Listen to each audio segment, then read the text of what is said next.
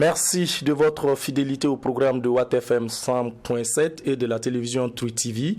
Bonjour et soyez les bienvenus à votre émission Infoscopie. Depuis plusieurs années, l'administration publique burkinabé fait l'objet de nombreuses critiques, notamment sur sa capacité à assurer sa mission de service public. Depuis plusieurs années, donc, de nombreuses approches ont été mises en œuvre pour lever les obstacles auxquels les usagers sont confrontés, mais le phénomène semble avoir la peau dure. Ils sont nombreux les Burkinabés qui se plaignent toujours de leur administration, absentéisme, lourdeur administrative, politisation, corruption. Bref, ce sont entre autres griefs retenus contre ceux qui sont chargés d'assurer cette mission de service public. Pour certains, ce sont des problèmes sans solution au regard des initiatives qui ont été prises dans ce domaine avec des concepts tels que la modernisation de l'administration, la communalisation intégrale, la réforme globale de l'administration publique ERGAP. Et aujourd'hui, on en est même à parler de la refondation de l'État sur de nouvelles valeurs. Sur plus de 3 décennies donc, l'État burkinabé est toujours à la recherche de la formule magique. Pour en parler, nous avons dans le studio de True TV Watt FM Monsieur Kalifara Séré. Monsieur Séré, bonjour. Bonjour. Vous êtes consultant, administrateur civil à la retraite et ancien secrétaire général du ministère de l'administration territoriale et de la décentralisation. Soyez les bienvenus. Merci. Monsieur Ousmane Djigemde, bonjour. Bonjour. Vous êtes ancien directeur de cabinet du ministère de la Solidarité, de l'Action humanitaire, de la Réconciliation nationale du genre et de la famille. Vous êtes également auteur de plusieurs ouvrages et publications, dont une tribune intitulée « Comment réformer l'administration burkinabé sous la crise ». Merci de répondre favorablement à notre invitation. Mesdames et messieurs, une fois de plus, merci de votre fidélité à Watt FM, la radio 100% urbaine, et à la télévision interactive True TV. Alors, la toute première question, là je vais me retourner vers monsieur Kalifara Séré. La réforme de l'administration burkinabé, en voici un sujet qui est un serpent de mer pour les gouvernants du Burkina Faso depuis quelques années. Est-ce qu'on peut dire que cette fois-ci, on tient le bon bout pour faire bouger les choses? Rien ne l'assure, puisque c'est une démarche, une quête permanente. Parce que quels sont les instruments nouveaux qui ont été mis en place et qui garantissent à 100% que cette administration va donc subir les mutations et transmutations qui sont indispensables. La vérité, c'est que chaque société produit sa propre administration. Si je m'en tiens à la définition de Max Weber, l'administration, c'est un instrument spécial qui doit être permanent et qui est très spécialisé, sous la coupe de l'État d'une part et d'une entité politique, pour donc gérer et programmer la vie et le projet d'une communauté sociale. C'est ça la grosse définition, et moi j'adhère à cette définition. Il y en a plusieurs. Donc, est-ce que cette administration, depuis la post-colonisation, depuis l'indépendance, est arrivée sous les conditions d'être sous la responsabilité d'un État, sous la responsabilité d'une entité politique responsable, visionnaire, prospectiviste? Est-ce que cette administration, depuis, a pu se transformer? Est-ce qu'on peut le dire aujourd'hui, en temps de guerre? Est-ce qu'on peut dire qu'aujourd'hui, cette administration est en mesure d'être une administration du peuple, pour le peuple, et pouvoir assurer tout le monde? La guerre, normalement, permet des mutations extraordinaires, à vitesse grand V. C'est pour ça que je dis, si cette révolution de la guerre se mène et est concluante, évidemment, on peut au détour se retrouver avec une administration qui n'est pas programmée, mais qui est une administration nouvelle. Et qui pourrait avoir... Et qui peut, voilà. Mais aujourd'hui, personne n'a le déterminant essentiel pour dire, voilà cette administration, voilà ça et ça et ça. Moi, quand j'entends dire absentéisme, etc., ce sont des petits détails, ça. Ça, ce ne sont pas les vrais mots de l'administration. Alors, si vous avez un État qui est solide, ce qu'on n'a pas aujourd'hui, et vous avez une entité politique qui est visionnaire, ce que nous n'avons pas encore, parce que nous sommes en temps de guerre et de perturbations psychosociales. évidemment, vous pouvez transformer votre administration. Vous avez 2 conditions essentielles pour arriver déjà à une administration. À la transformation. Donc, il faut travailler vers ça. D'accord. Monsieur Guigumdé, alors, est-ce que vous pensez que cette fois-ci, on va pouvoir apporter toutes les réformes nécessaires pour que notre administration soit plus efficace? Bien, et merci beaucoup. Et avant de commencer, permettez-moi d'avoir une pensée pieuse à l'endroit de nos combattants et qui sont tombés sur le champ de bataille, parce que en définitive, tout ce qui doit se faire actuellement, c'est justement pour tenir compte de leur action, leur engagement, et voilà, moderniser pour que ceux pour qui ils se sont battus puissent vraiment vivre dans de bonnes conditions dans un pays qui est stabilisé. Alors pour stabiliser justement, il faut faire une réforme, et comme le doyen Kalfara l'a dit, je pense que la crise justement est la période propice pour pouvoir entamer des réformes. Mais les réformes, il faut l'inscrire dans une certaine dynamique. Elles ne viennent pas ex nihilo. Premièrement, il faut savoir que la dynamique de la réforme pour ce qui est de notre pays a commencé sous la Révolution, parce que la Révolution a appelé la médication de l'administration publique. Donc elle n'est pas nouvelle en réalité. Et c'est là-bas qu'on a posé les bases de la réforme et des éléments que nous avons aujourd'hui pour gérer notre administration. Le deuxième élément aussi, c'est que quand on veut réformer, il faut tenir compte de l'avancée de la science dans le domaine.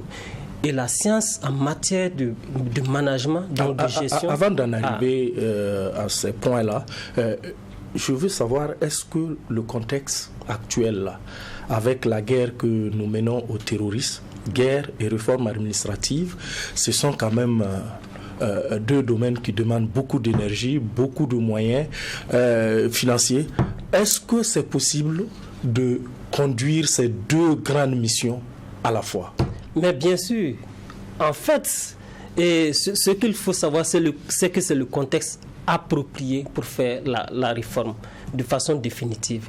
Et là, on ne peut pas échapper à la question de la pluridisciplinarité en matière de réforme. Donc, ce qui veut dire que la réforme là, ce n'est pas à l'administration publique de la porter toute seule. La réforme doit s'appuyer sur une école qui fait du management public, en l'occurrence l'École nationale d'administration, donc l'ENAM, mais également sur les universités et les centres de recherche.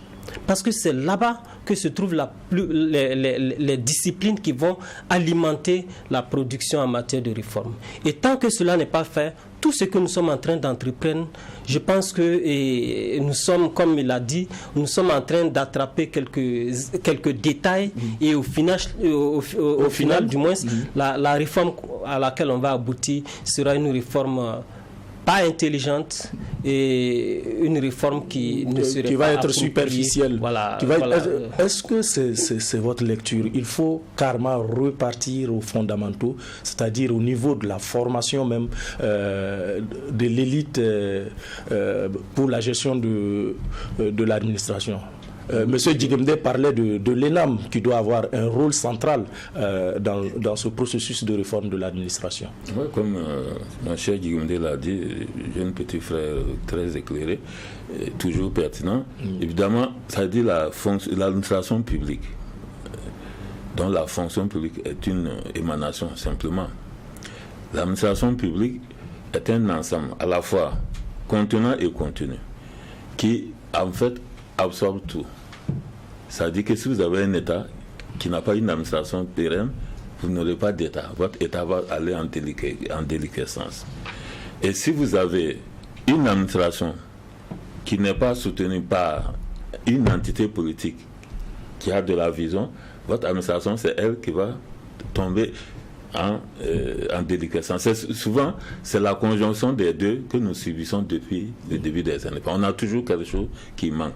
Comme il a dit, effectivement, il faut prendre la chaîne. La chaîne d'abord de la transformation. D'ailleurs, je vous informe que la plupart des États occidentaux actuellement dénomment leur ministère en charge de ce qu'on appelle la fonction publique, ministère de la transformation. En France, par exemple, c'est le cas depuis 2 ou 3 ans. C'est pour dire à quel point c'est important. Mais à un moment donné, au confluent de la société elle-même. Les gens pensent que c'est une question de fonctionnaire, de quoi. Non, c'est la société elle-même. Tous les défauts de la société se retrouvent dans l'administration. Si vous ne les soignez pas dans la société, vous les faites migrer immédiatement dans l'administration. Et il y a des défauts qui sont de type cancérigène, donc de sorte que vous allez vers des métastases. Et par la suite, l'administration également déporte un certain nombre, rejette des scories sur la société elle-même qui devient encore plus sclérosée. Le rôle de l'ENAM, on revient là-dessus, ça peut être quoi concrètement? Eh bien, oui, parce que jusqu'à présent, l'ENAM assure sa mission de formation des agents de l'administration, une catégorie des agents de l'administration. Si. L'ENAM assure sa mission, mais pour moi, l'ENAM n'est quasiment pas à jour en matière de management public. Et je pense que avec l'arrivée de c'est Awalou, quoi qui doit être fait? Avec l'arrivée, justement, j'en viens. Avec l'arrivée de Awalou, justement, il y a certaines réformes, je n'ai pas analysé, mais il y a certaines réformes qu'il a sont envisagées. Parce que, et justement, cette année, il y a une nouvelle discipline qui a été intégrée au programme des écoles de formation, et je trouve que c'est une bonne chose, le management des services publics.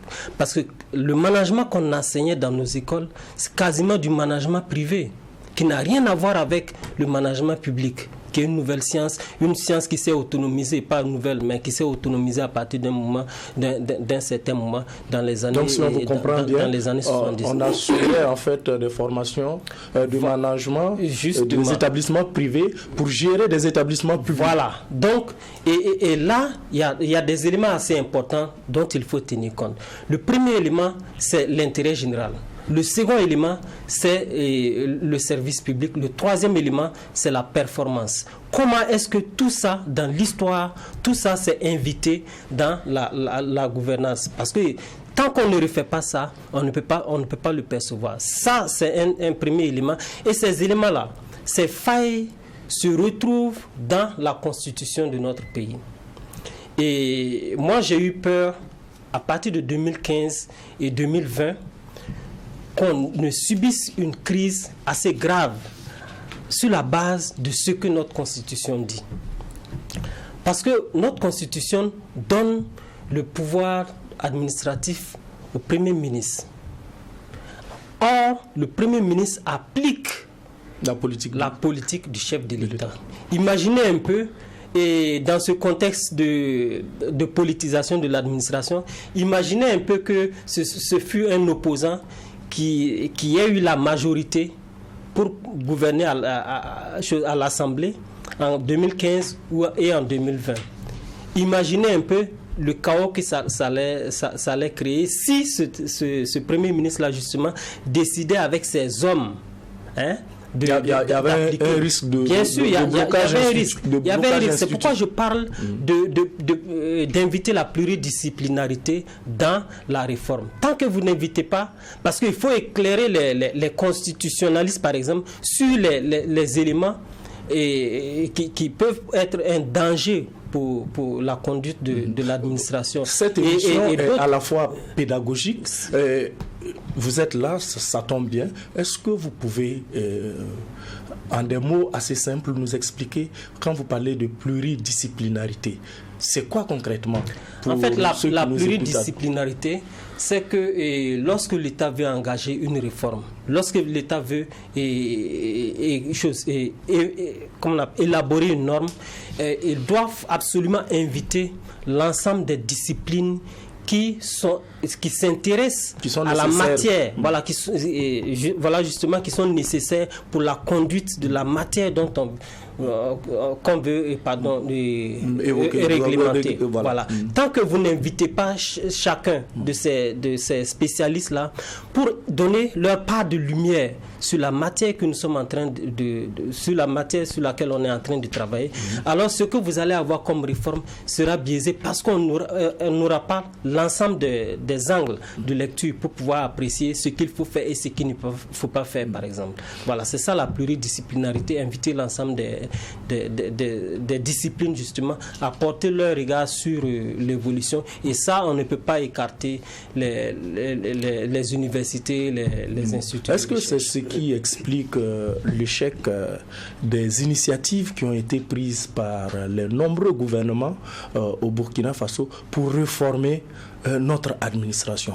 Parce qu'à un moment donné, la mode, c'était la réforme, la modernisation de l'administration. À un moment donné, c'était ça qui était à la mode. Et puis après, il y a eu la RGAP.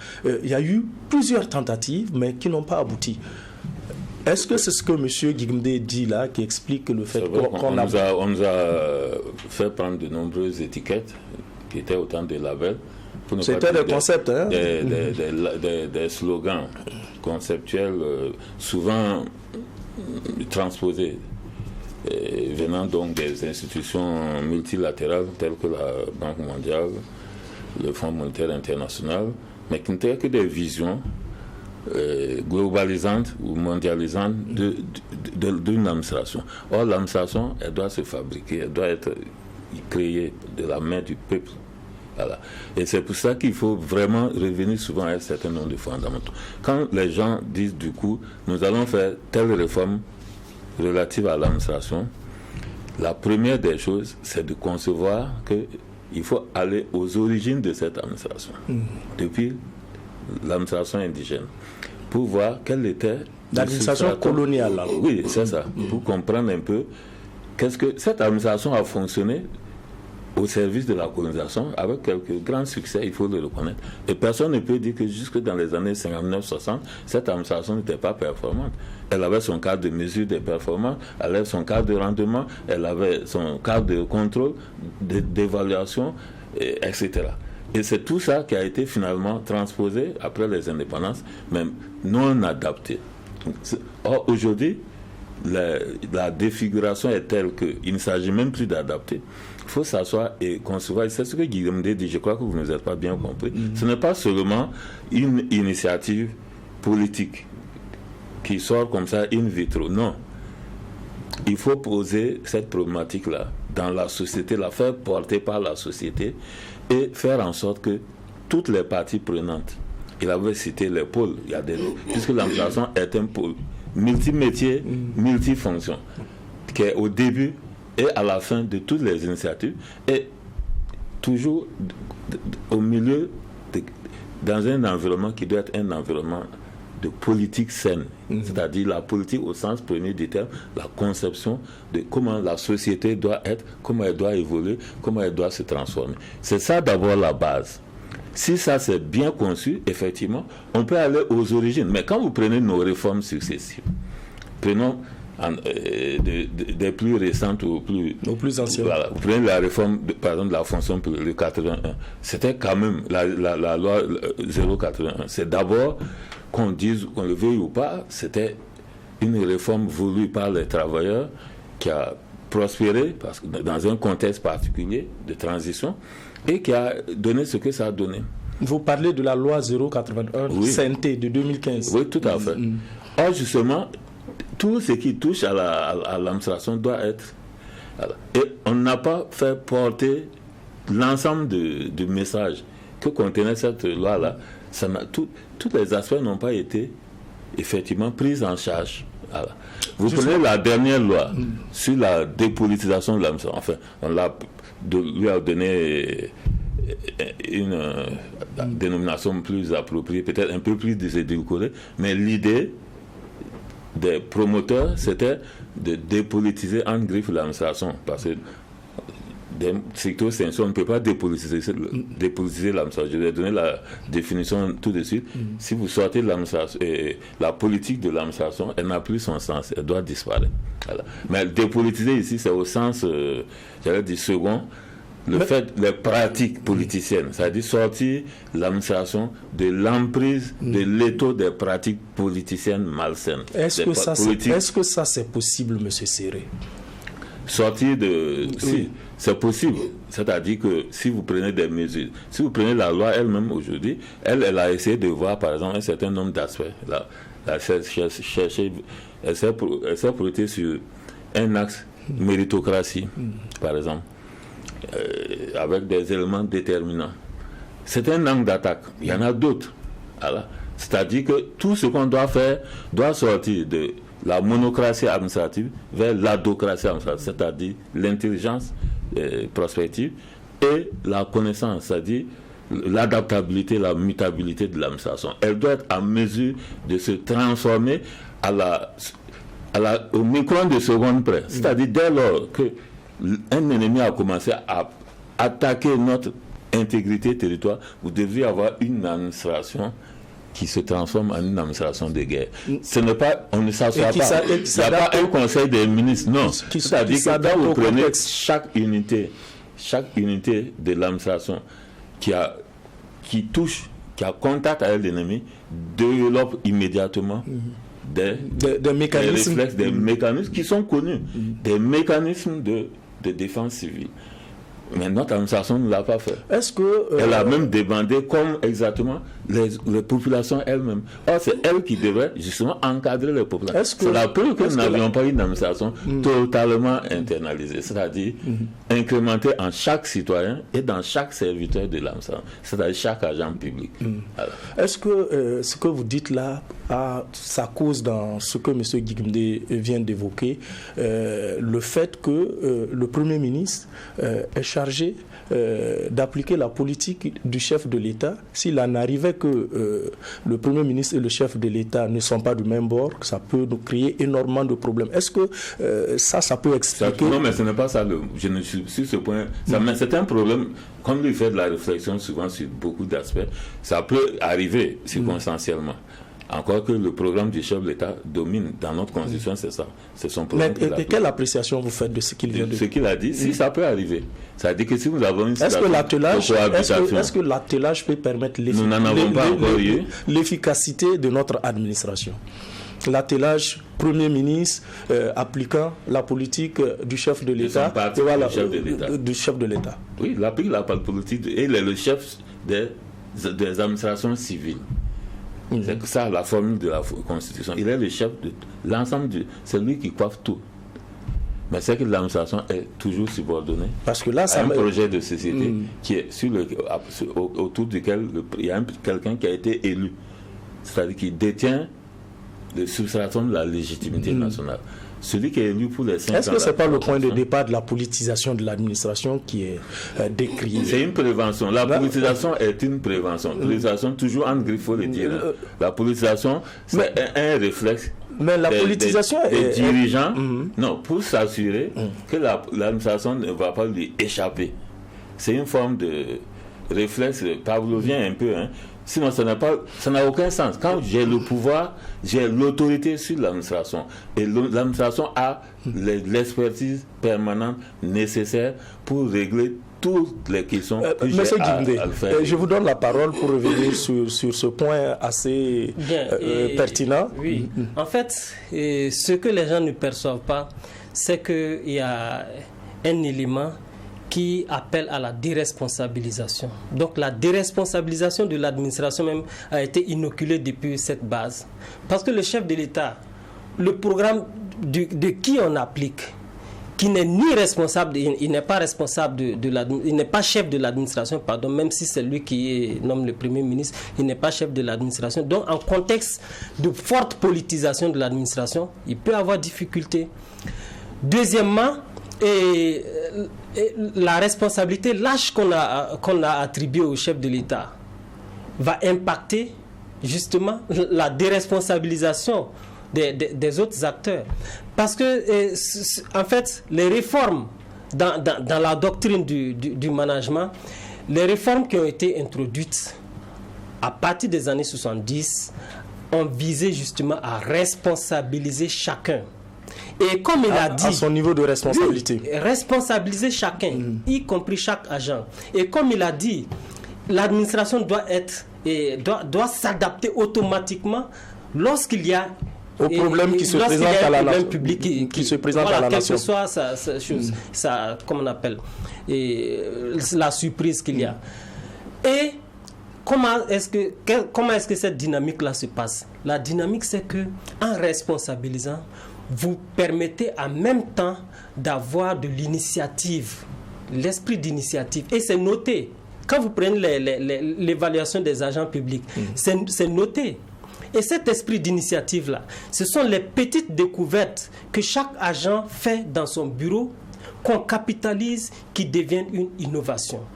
Et cette innovation, justement, au niveau, d'abord, on appelle ça couramment, comment on appelle, les bonnes pratiques. Par exemple, à l'administration territoriale, ils ont un cahier de bonnes pratiques pour la gouvernance. Mais en réalité, lorsque les chercheurs prennent ces bonnes pratiques, qu'ils théorisent et qu'ils reversent dans le débat scientifique, ça devient des innovations. Et ce sont ces mutations-là, justement, qu'on capitalise et on avance. Et les éléments qui sont pris en compte, c'est l'intérêt général. Ce qui est très difficile à définir actuellement et qui fait que nous, dans notre contexte, on a encore beaucoup plus de difficultés. Et qu'est-ce qu'un service public? Demandez à la plupart des agents. Les gens ne maîtrisent pas très bien, même la notion de service public. Oui, parce que intérêt général, service public, ce sont des notions quand même assez complexes et au niveau de choses, comme on appelle, de législateurs, on ne légifère pas dessus, on laisse les choses. Mais il y a le troisième élément, c'est que quand on additionne tout ça, on a la question de performance qui s'invite. Et la responsabilité, en fait, empruntée à la dynamique de management, donc managérial du secteur privé, permet justement d'amorcer cette modernisation-là de l'administration et de conduire les agents vers plus de performance. C'est comme ça que ça fonctionne en réalité et c'est comme ça que ça doit fonctionner justement. Vous avez mis le doigt sur un point, l'intérêt général. L'administration burkinabé, au jour d'aujourd'hui, a 8 statuts particuliers et à côté de ces statuts particuliers, on nous parle aussi des fonctions publiques territoriales, fonctions publiques hospitalières, fonctions publiques parlementaires et bien d'autres. Alors, quand on regarde toute cette organisation, on a l'impression que l'intérêt sectoriel prend le dessus sur l'intérêt général. Monsieur Séré, est-ce que c'est pas ça qui bloque? Oui, bien sûr. Ça fait partie des dérives, mais généralement que si une administration n'est pas auto-guidée, n'est pas... Une administration comme celle du Burkina avec 8 statuts particuliers et les fonctionnaires multiplient encore des initiatives... Ça n'est pas fini, bien sûr. Voilà. Ça dit que la fonction publique se trouve être une mécanique de rapport de force, ce qui n'a pas, et ce n'est pas le cas normalement. Ça ne devrait pas être ça. Ça ne devrait pas être le cas. Mais nous avons malheureusement une situation de rapport de force. Et nous avons aussi un problème d'effet silo. Le silo, c'est-à-dire c'est les compartiments que l'on crée. Or, l'administration ne doit pas être compartimentée. Ça veut dire qu'il y a des divisions qui sont des divisions dynamiques, mais avec un principe d'interopérabilité, de mutabilité, de changement, de diffusion, de dispatching interne absolu. Si on n'arrive pas à ça, c'est ce qu'il a dit, il faut créer un cloud, comme disent les anglo-saxons. Il faut créer l'univers de l'administration, son univers favorable. C'est comme le bébé et le fœtus, s'il n'y a pas de liquide amniotique, ne peut pas survivre. Il faut créer cette homéostasie administrative. C'est quoi? C'est de faire en sorte que, effectivement, les différents acteurs des changements, des transformations, des évaluations, des contrôles et de la gestion exécutive au sein de l'administration soient constamment interreliés avec une interaction permanente. Tant qu'on n'aura pas ça, chaque silo va se considérer comme étant le meilleur, et l'indispensable, le plus indispensable, le plus méritant, celui qui a droit le plus de ressources, etc., etc. Et on n'en sort pas. Pour en sortir, justement, c'est de créer cette mécanique. Quand vous regardez aujourd'hui même, bien que nous soyons en 2024, je regardais l'autre jour un atelier, je suivais à la télé, un atelier où on parle de la digitalisation. La digitalisation, c'est très bien. De l'administration. Oui, c'est un concept nouveau qui doit irradier l'administration. Mais si vous avez un ministère, c'est-à-dire une politique sectorielle chargée de la digitalisation, vous mordez la queue. Ce n'est pas la bonne démarche. La digitalisation doit être diffusée dans chaque département ministériel, famille de métier, dans chaque famille de fonction.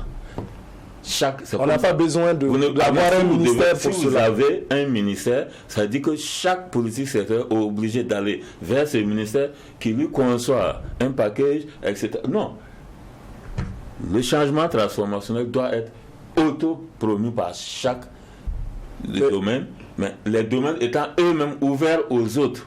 Et puis, au centre, c'est-à-dire les diffuseurs, comme il a dit, ce sont les centres de recherche, les instituts, les universités, les chercheurs, les étudiants.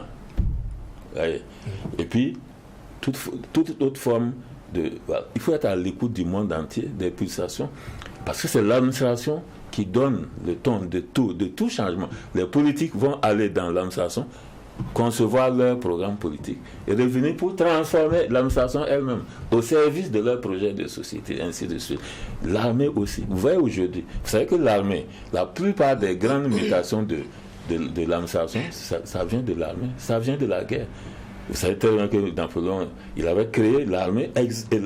L'administration est une armée civile. La preuve, c'est que chaque agent public peut porter des galons là. On peut les échelons et autres là. On peut les transformer en galons. C'est organisé, c'est verticalisé, exactement comme l'armée. Vous prenez même des réformes, la chaîne de soins dans les grandes unités hospitalières. Ça vient de l'armée. C'est l'armée qui a créé ça pendant la guerre. Et le civil, l'administration publique a pris. Vous prenez la chaîne motorisée de Ford.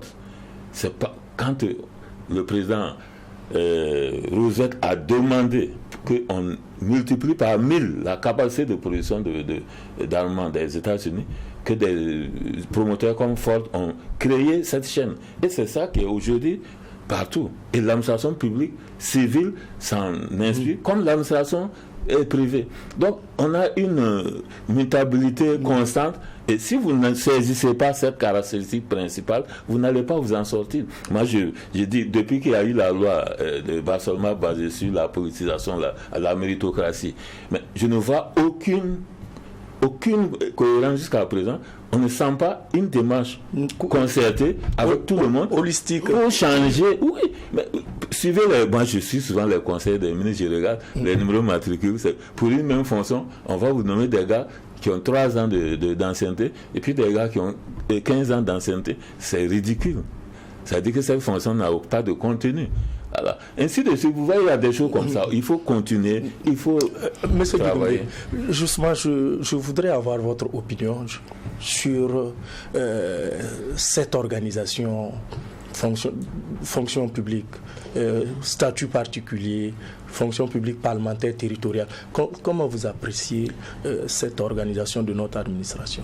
Et je pense que le vrai problème, c'est de constater d'abord que nous sommes, et j'ai l'habitude de le dire en plaisantant, nous sommes en retard de 2 à 3 générations de réflexion sur ce qui se fait actuellement dans le monde en matière de management. Et j'ai la chance de participer à certains symposiums en management public. Et quand je regarde le niveau où se trouve notre administration, je pense qu'on a des soucis. Et pour aborder la question des statuts, des fonctions publiques, il faut inscrire tout ça dans une... Enfin, la primauté de l'intérêt sectoriel sur l'intérêt public. Non, il ne s'agit pas d'intérêt sectoriel en réalité, parce que l'intérêt général est plus complexe à définir. Et c'est cette définition-là, justement, et ce consensus-là, il a parlé de choses. l'État, du moins la population doit s'approprier son administration. Et c'est ce que... Et comment ça se matérialise? En fait, justement, j'en viens. Okay. C'est cette dynamique-là, justement, que la Révolution avait portée en 86 à Ouaouia dans la médication de l'administration. Parce que c'est le peuple qui s'est réuni pour définir quelles sont les réformes qu'il faut appliquer à l'administration. Et jusqu'en 98, en tout cas, si vous faites bien les analyses, y compris l'ensemble des réformes, du moins ce qu'on avait engagé, on était quasiment collé à l'avancée en matière de théorie sur le on était proche de l'objectif. Si, on était proche de l'objectif. Mais l'application de la REGAP en 98, ça n'a pas été compris, justement, puisque ça n'a pas été porté par l'ensemble. Si ce n'est pas porté par l'ensemble, vous ne pouvez pas venir appliquer une réforme comme ça. Donc, et le contexte aidant, certains éléments, notamment ce qui devait permettre de mesurer la performance, donc l'évaluation, ont été refusés par les employés. C'est juste les employés. C'est jusqu'en 2005-2006, par exemple, qu'on a pu réaménager les outils d'évaluation pour pouvoir évaluer les performances. Donc vous voyez déjà le retard qu'on a pris. Et même la loi de 81, quand vous regardez ça entre les lignes, la loi 081, il y a un certain nombre d'insuffisances. Justement, cette loi-là a 9 ans. C'est une loi qui a été adoptée en 2015. Oui. C'est une loi qui a 9 ans. 9 ans après, comment vous appréciez? 9 ans après, on a quitté, parce que avec les réformes avec la REGAP et les réformes de la révolution à la REGAP, on avait quitté ce que les gens ont l'habitude d'appeler fonction publique sociale, là, qui est bureaucratique, pour rentrer dans la fonction publique de type managérial. Et dans la fonction publique de type managérial, on suit la dynamique que le privé a impulsée. Parce que le privé travaille pour du résultat. Malheureusement, et au niveau du public, ce n'est pas faisable parce qu'on ne peut pas faire exclusivement du profit. Au niveau du privé, c'est exclusivement orienté vers profit. L'administration publique avait demandé que non, on ne peut pas faire le profit parce qu'il y a certains aspects dont on ne peut pas tenir compte. Donc, qu'est-ce qui s'est passé ensuite dans les réformes qui ont suivi? Et on a essayé d'inviter encore le profit au niveau du management, de sorte que vous avez des entreprises qui font du chiffre.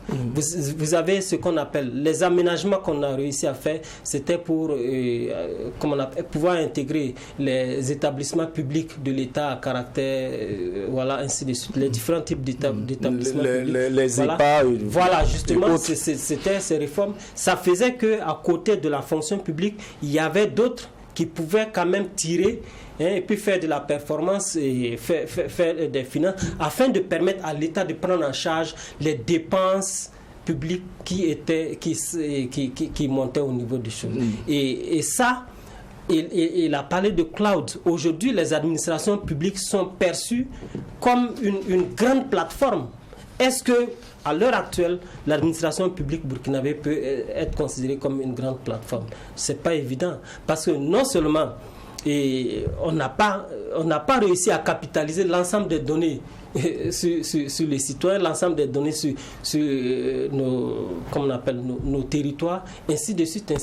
Donc, à partir du moment où vous n'avez pas réussi à intégrer l'ensemble de ces données-là pour pouvoir évoluer en plateforme, c'est très difficile pour vous. Et parler justement d'administration numérique, je pense que le retard qu'on a accumulé est Monsieur Séré, on fait un constat. Depuis l'adoption de cette loi 081, on a remarqué que les mouvements sociaux dans l'administration publique ont été multipliés par je ne sais combien. Si on prend les seules années 2018-2019, on a totalisé plus de 250 grèves. Est-ce qu'il y a un lien entre ces mouvements-là et l'adoption de cette loi qui régit en fait le fonctionnement de l'administration et surtout des agents? Oui, assurément. Moi, je me réfère à une étude qui a été menée dans les années 2020-2021, je crois, par Free Afrique. C'était très édifiant comme étude, qui a fait un peu l'état des lieux, mais surtout s'est projeté dans une analyse j'allais dire, des objectifs finaux un peu de ce genre, de cette inflation des mouvements sociaux, de cette rupture entre, c'est-à-dire le minimum de consensus entre les partenaires sociaux. Il a essayé de... Mais on a vu qu'effectivement, c'était un peu l'effet silo d'une manière, puisque chacun est dans son compartiment et chacun en même temps veut tout pour soi. A un périscope pour voir les autres et s'est dit, bon, là, moi, je devais avoir un peu plus que lui, ainsi de suite. Voilà. Et ça, c'est vraiment ce qu'on... Nous sommes là dans la caricature de l'administration et du régime de fonction publique. Comme il a bien caractérisé, nous sommes dans le type de fonction publique aujourd'hui assez hybride. Voilà. C'est pour ça que nous formons, nous générons des administrations qui elles-mêmes sont déjà totalement inadéquates. Vous prenez par exemple la décentralisation survenue dans sa forme actuelle seulement en 95. Donc une fonction publique que nous accolons à cette administration décentralisée devrait être une fonction publique, en tout cas au management, beaucoup plus efficace et plus efficient et plus économique, normalement. Mais qu'est-ce qui s'est passé? Puisque l'on s'est contenté d'essayer de répliquer l'administration centrale, au niveau la fonction publique centrale. Et résultat, quand vous lisez la fonction publique territoriale, vous vous rendez compte qu'en réalité, le législateur n'a rien fait d'autre que de créer une sorte de clone. Il a fait un clonage territorialisé de la fonction publique. Or, les textes de la décentralisation, notamment les récents référentiels, font justement du territoire un lieu d'implémentation des meilleures pratiques de management pour justement éventuellement les soumettre à l'État central, qui peut un peu puiser dedans. En fait, c'est une sorte de pépinière. Mais si la pépinière a les mêmes défauts, produit les mêmes plans déformés que l'État central, évidemment, l'exercice n'a plus aucun intérêt. Voilà, c'est un peu ça où on tourne en rond. Vous voyez, il y a des choses qu'on aurait pu faire avec l'administration territoriale, et disons, je vais dire la fonction publique territoriale.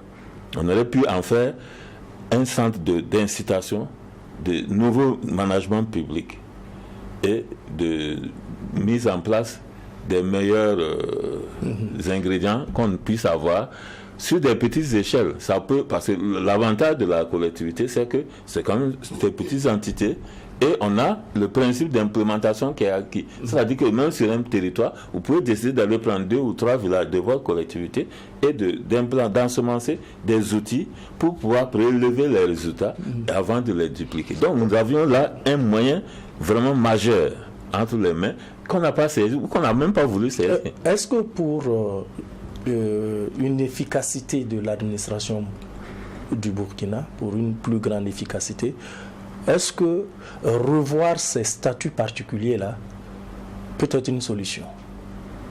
Oui, dans une démarche globale. Mais est-ce que vous voyez par quel bout on peut revoir ce n'est pas possible. Ça peut être possible. Mais je l'ai dit, il faut des conditions. On l'a dit, c'est une condition initiale. La condition, c'est par exemple, la guerre peut être une condition initiale.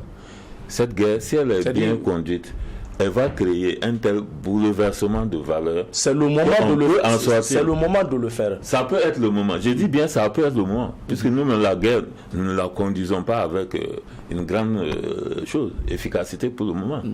Si nous allons dans la guerre avec une grande efficacité, nous allons produire, comme je l'ai dit, à partir de la Seconde Guerre mondiale, tout ce que les militaires ont irradié sur les civils. Nous allons avoir des résultats qui vont arriver. Et la guerre produit une nouvelle logique, et même, je dirais même un logigramme post-crise. C'est-à-dire une capacité d'adaptation. Oui, c'est-à-dire que les populations regardent qu'est-ce qui nous a amené tout ça et se disent, ah oui. Et qu'est-ce qu'on peut faire pour pouvoir faire face? Accepter que nous changeons tout. Et ça, il n'y a que la guerre.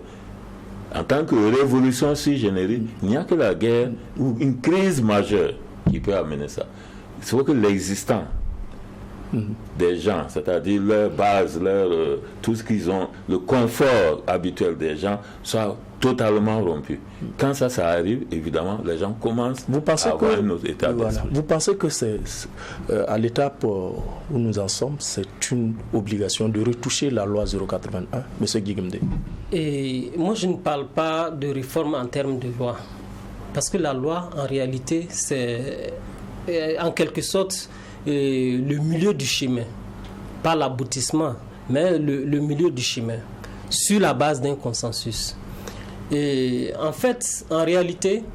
mais la loi balise quand même le terrain. Oui, la loi balise le terrain. Et ça permet à tout un chacun de savoir qu'est-ce qu'il faut faire.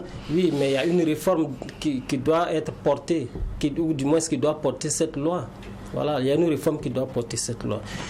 Mais notre problème en réalité, et qui a fait qu'on a entre-temps dégringolé de choses, de la dynamique qui était amorcée depuis 86, poursuivie en 98, c'est qu'en 98, le contexte qui a prévalu a fait que plusieurs acteurs ont profité pour faire ce qu'on appelle l'inflation des privilèges. Et cette inflation des privilèges-là, ceux qui ont le plus profité, c'est la justice. Il ne faut pas qu'on s'en cache. Parce que en 98, les gouvernants ont commis des impairs. Et ils ont voulu se cacher avec le parapluie de la justice. À partir de là, ils ont entretenu des rapports incestueux. Et ces rapports incestueux-là perdurent jusqu'à aujourd'hui. C'est ça la réalité. Et donc, ça fait que toutes les réformes qui sont engagées, tant qu'on ne répare pas dans l'histoire pour comprendre, il y a un certain nombre de choses, de réformes qui sont difficiles à mener. Or, ce qu'il faut aujourd'hui, c'est qu'on puisse s'entendre sur un minimum qui est l'intérêt général. Parce que dès que l'intérêt général est ce qu'on peut appeler service public, il faut qu'on cadre un peu ce qu'on appelle service public. Parce que quand vous prenez notre administration, il est difficile de mettre un signe sur le concept de service public. Et ce minimum-là doit venir autour il n'existe pas un référent d'un débat. C'est ça. Oui, parce que nous avons choisi, nous avons choisi de conduire l'administration sous la méthode service public. Ça pouvait aussi se faire sous d'autres méthodes. Mais avec cette méthode de gestion par service public-là, quand vous demandez aux acteurs même ou aux gouvernants qu'est-ce qu'ils mettent dans le service public, c'est très difficile parce qu'il n'y a pas un minimum de consensus là-dessus. Et c'est à partir de là que tout doit venir pour nous permettre d'échapper un peu à la chose. Sinon, vous dites vraiment, quoi à ceux qui pensent que le contexte. À ceux qui pensent que c'est le manque de sanctions dans l'administration publique. Je vous ai dit, la responsabilisation. Il y a ce qu'on appelle l'éthique de la responsabilité. Et ce qui fait la moralité de la responsabilité. Est-ce que vous avez assumé votre responsabilité avec une certaine éthique? Voilà. Si on fait le bilan, on verra. Y compris que ce soit les gouvernants, les gestionnaires publics, ce qu'on appelle gestionnaires publics dans les administrations, cette éthique-là n'existe pas. Elle n'existe pas pour qu'on aboutisse justement à avoir une administration qui est débarrassée de ces scories. Monsieur Séré, notre administration, notre fonction publique compte 223 644 agents. Et on continue de recruter. En 2018, les autorités d'alors ont estimé qu'on faisait des recrutements sociaux, souvent juste pour donner du boulot à des gens, mais pas pour le besoin de fonctionnement de l'administration.